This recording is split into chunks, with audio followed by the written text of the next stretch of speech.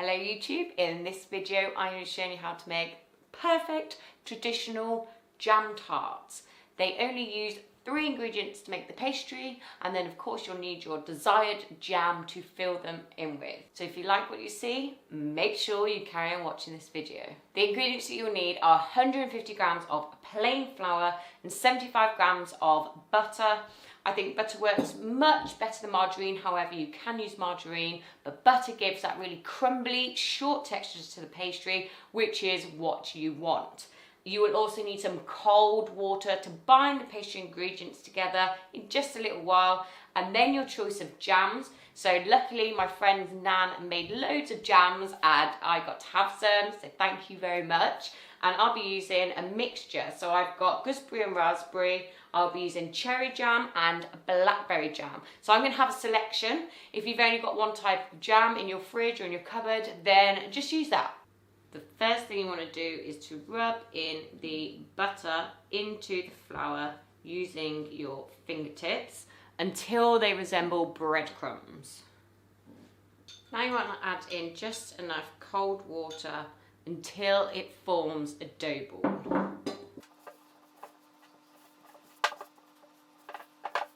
Perfect. Sprinkle some flour on the work surface and on your rolling pin. Then roll out your pastry, get your cutter, and using this edge, cut from the outside, working your way in.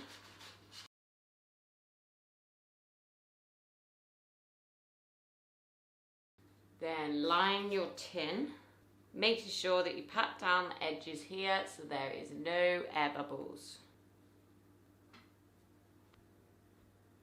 Get your remaining pastry, knead it back together, roll it out, and then use every last bit up ready for your jam tarts. Using 2 teaspoons, you want to spoon in your jam into each of the cases.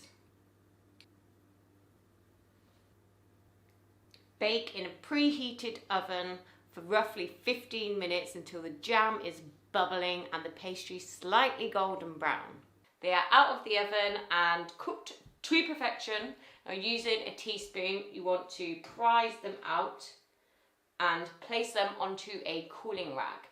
Now if they're not done, you'll have difficulty trying to spoon these out, and if you've added too much jam, then it will stick to the outside, and that will also be really hard to get these out of the tin. So make sure you don't overflow your tarts with the jam.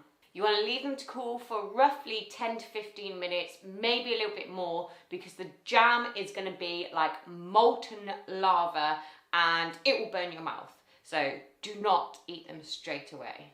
And there we have it, some beautiful, well-cooled jam tarts. So the proof is in the tasting always.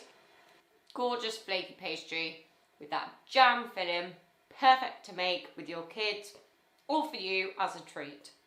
If you like what you see, make sure you subscribe, hit the notifications bell so you know when my next video is coming up. I will see you again.